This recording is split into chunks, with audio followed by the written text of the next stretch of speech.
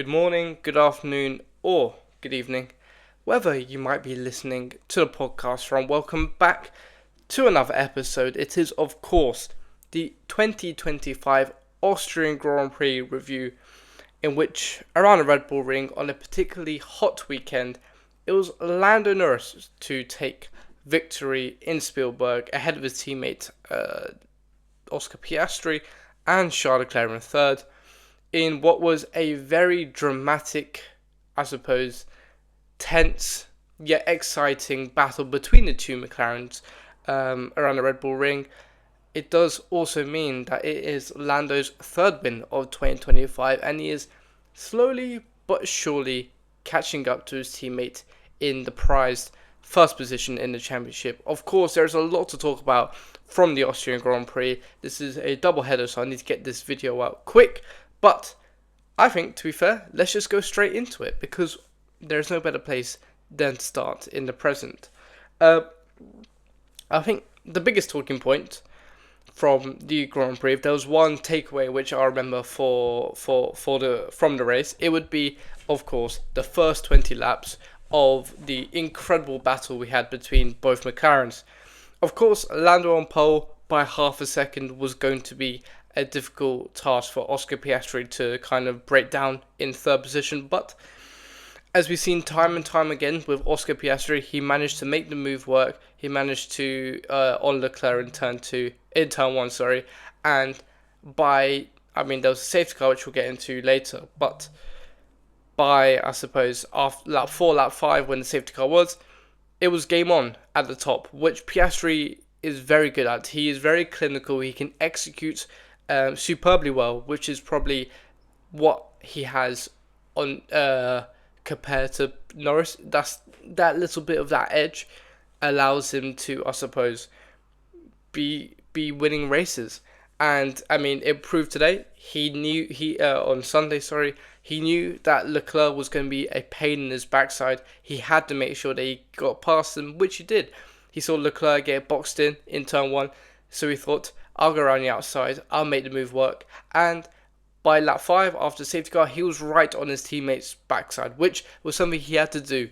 Dirty air was going to be, of course, a problem around the Red Bull Ring, especially with the high temperatures. They did not want to overheat their tyres, and obviously, in that first couple of sectors, it's okay, but especially in the last sector and coming towards the middle of the second sector, following a car at that close of a distance around those very high-speed corners is not fun at all. If you play the F1 game, you would even feel a little bit of, the car twitching on high-speed corners. Imagine that in real life. It is not fun. So you had to make the move stick. Did he? He tried. He did try. It was a great battle between them. The first kind of, big, I suppose, moment was Piastri sending it down the inside of turn 3, after Lando made a mistake coming out of the final corner, going on the gravel, which meant that he kind of had to make the move work then and there. Kind of overshot it a little bit, didn't even lock up, but just shot it a little bit, which allowed Lando to really, get the switch back on him. And to be fair, in this race overall, it was really perfect racecraft from Lando. This is probably the best racecraft I've seen in a while. I mean, Australia was probably the only time where I've seen this, I suppose, element of Lando's work. Monaco, you can't really give him that because, it's Monaco. You can't really overtake. It's more qualifying pace, which you need. But, he managed to make it stick. Lando, he knew what to do. He felt comfortable in the car, and he had the edge over his teammate, which we haven't really seen a lot of the season. It's normally swung the other way around. But, of course, in the first 20 laps, Piastri was going to try and try again. The nature of the Red Bull Ring is very go-kart track-like, in which that you can overtake in many places. The first two sectors is pretty much anyone's game for an overtake, which meant Piastri had so many times that he could make the move work, but Lando still managed to help, I suppose, get the better of him, which we haven't seen a lot. I mean, maybe it's we've seen before how Lando is quite, I suppose, good around the Red Bull Ring, getting a podium in 2020, podium in 21, nearly trying to get the race win in 24. But it seems that he really honed in on the Red Bull ring, and he managed to make it work. We'll see what he does in Silverstone. Silverstone is another one of his happy hunting grounds. But here, yeah, he managed to make it work. Of course, Piastri tried again going into turn 4 after Lando made another mistake, this time going on the gravel quite, I suppose, severely. But, I mean, what Piastri did was that he waited in turn 1, don't make the move. He tried again turn 3, which I think Lando deployed quite a lot of his ERS to combat Piastri's speed. And then in turn 4, he thought, you know what, I'm going to go for it. And he managed to kind of send it down the inside, locked up, he backed out the corner, but he was absolutely so close to Norris, like looking up, going into the back of Norris. He was so close, and that could have ended so, I suppose, chaotically for both McLarens. It would have taken both of them out of the race for sure. And even on the team radio, I think about 10 or 15 laps later, after the first pit stops, even the team on the pit wall said that was too close for comfort and that Piastri should not try something like that again. It kind of went outside of what I suppose Papaya rules is supposed to I suppose contain, and that was I suppose crossing the line, which fair enough. They didn't want to repeat it in Canada, obviously, but yeah, Norris had the better of him. It is great, to be fair, to see McLaren allowing both their drivers to give a great Grand Prix, because if it was just them keeping position for 71 laps, it would have been a pretty dull affair. But it was still a great first 20 laps. It was a shame afterwards, Piastri, which I don't even know why he decided to extend his first stint only to come into the pits 3 laps later.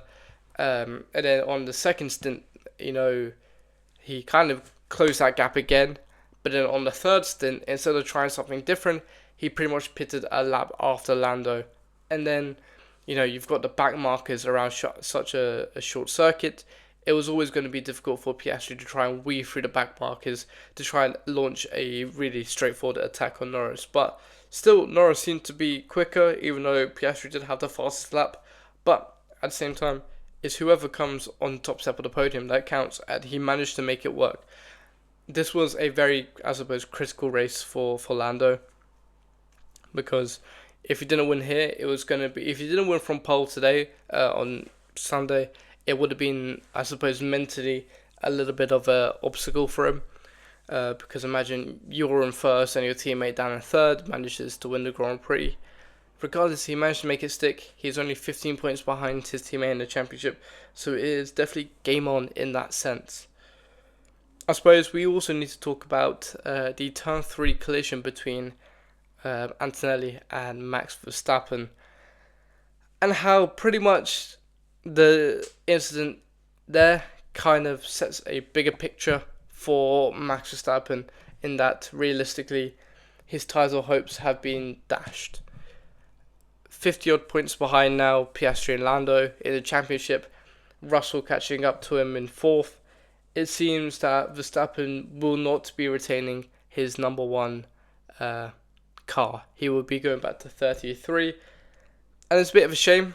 It is, because I do like to see Max in a championship winning car, and really, I suppose, in a championship fight to really get the best out of him and, I suppose, those around him. Because he puts up a challenge regardless.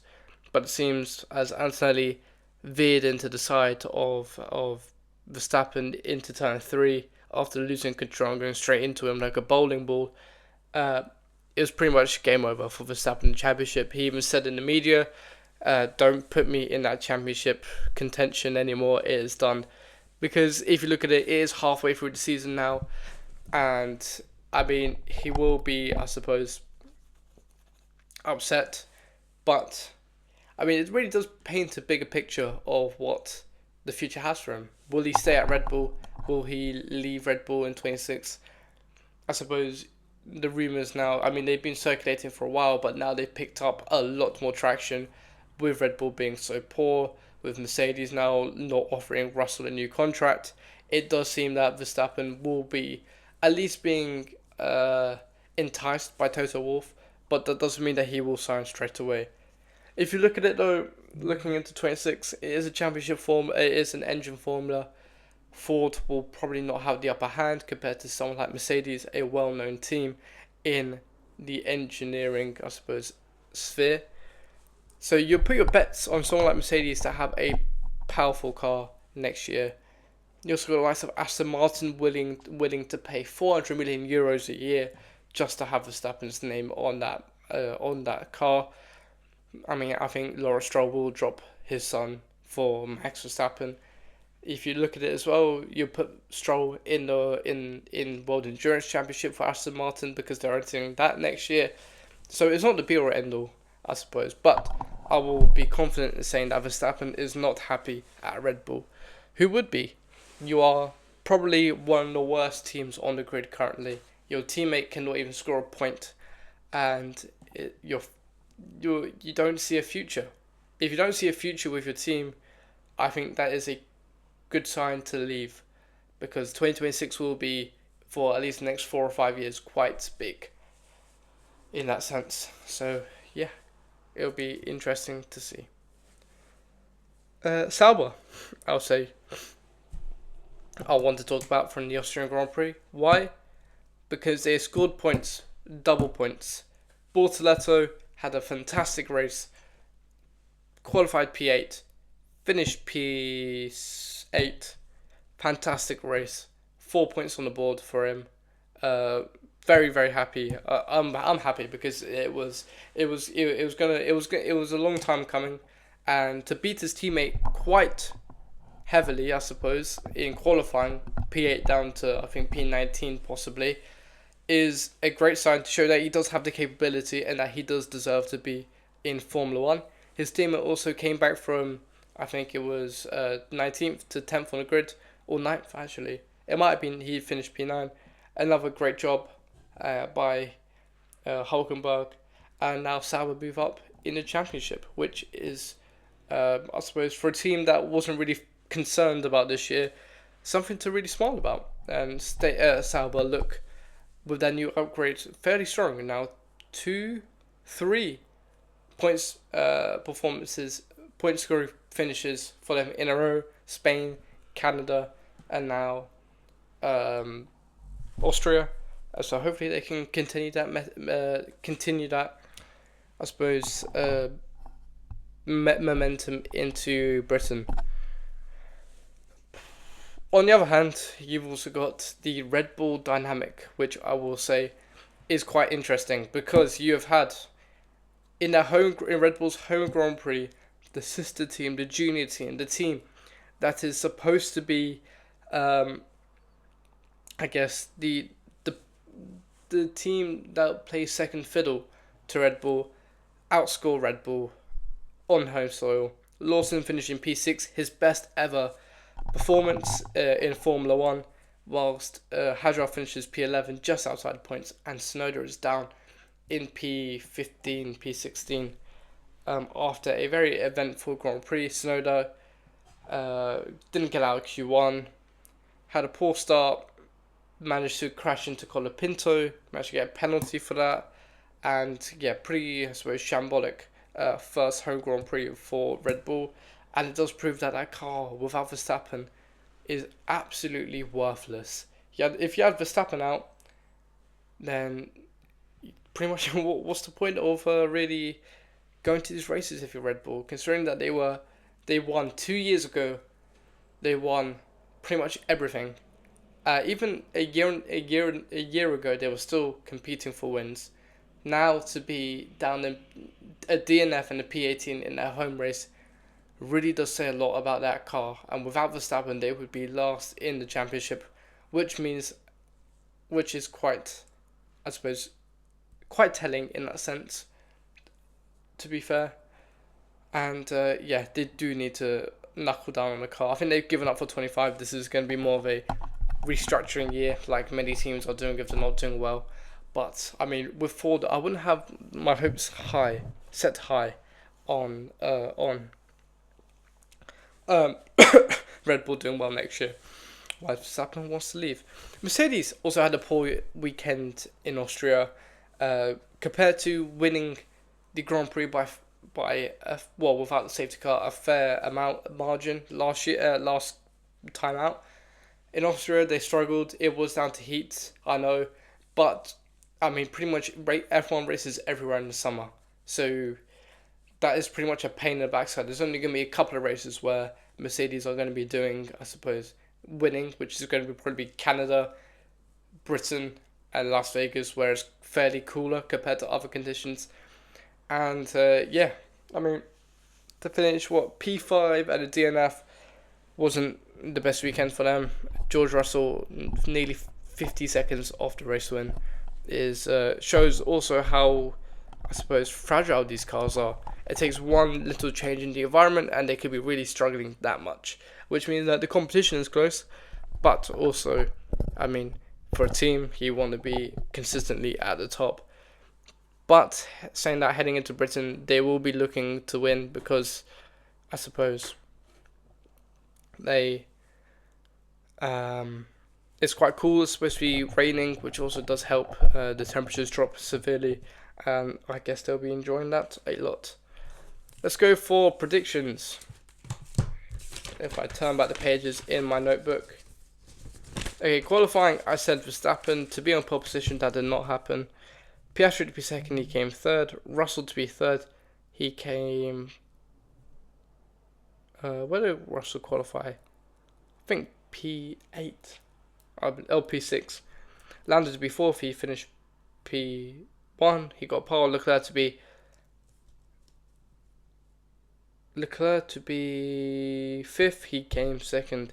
In a race, I got none of them correct. I predicted Piastri, Norris, Verstappen, Russell, Antonelli, where in reality they came second, first, DNF, fifth, DNF. In the middle of the race, which I can check now, Norris I got correct. Russell to be second, no, that did not happen. Piastri to be third, that did not happen. Verstappen to be fourth, no, and Albon DNF, so I got 1 point from there. Okay, biggest good surprise, Colapinto, no, that did not happen.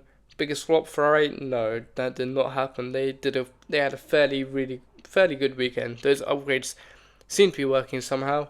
And correct prediction, top 5 between 15 seconds. Did that work? No, it did not. At all. McLaren were in a league of their own, which means I only have 1 point coming out of Austria, which is probably my worst predictions this year, which is telling. Okay, championship. If we look at the championship now, and things do heat up at the top, because Lando Norris on 201 points is only 15 points away from his teammate Oscar Piastri in first, whilst they are now, what,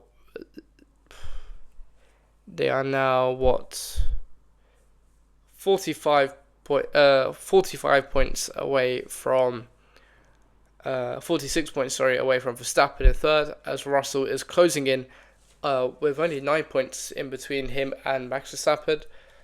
Leclerc and Hamilton are catching them up slowly but surely, as Hulkenberg moves up to 10th on 22 points, only a point off Esteban Ocon in 9th. Fernando Alonso moves up to P13, tied on points with his teammate in 12th. Liam Lawson also moves up to P15 with 12 points now. Yuki Tsunoda drops down to 17th. Ollie Behrman is now P18, as Gabriel Bortoletto is P4, as Frankie Colapinto and Jack Doohan are yet to score a point. Well, Jack Doohan I don't think will score a point. In the constructors, and it is of course McLaren leading the way by a landslide, 417 to 210. As to be fair,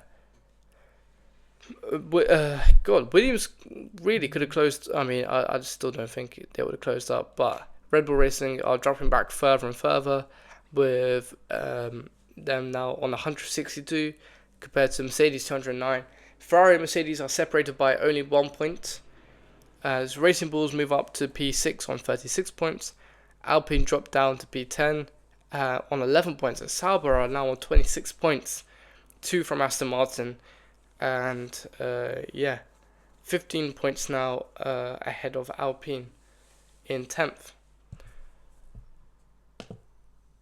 Okay, now drivers of the week. Drivers of the week. Who are we going to put at my driver of the week? Well, three. Lando Norris has to be my first driver of the week. He needed this pole to win. He really needed to convert it, and he did. Really good race. Not many mistakes. Only one mistake I could think about, which will give him a lot of confidence going into his home Grand Prix. He had to pace the biggest qualifying margin by this year by half a second, and yeah, very very solid weekend. Of course, you're gonna have to say Sauber are also the biggest winners. Double points, the first this year, and move up to P. They really distanced themselves to P10 in a year where they weren't really thinking about even scoring a point. They are proving people wrong, and yeah, very solid weekend from them. The best of the rest, personally.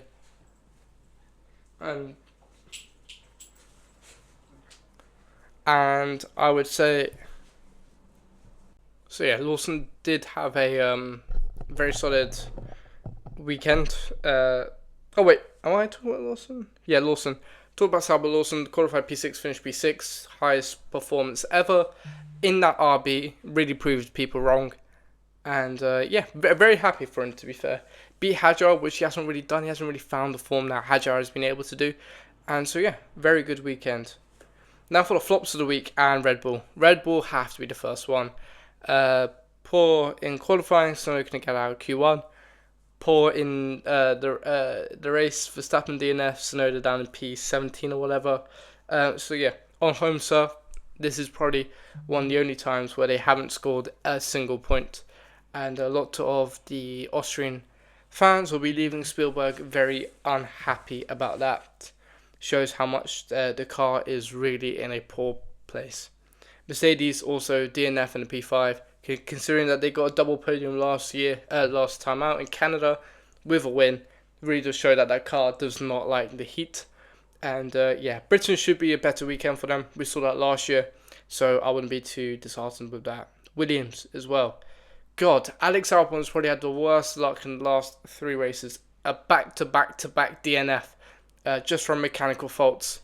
Really unfortunate with that.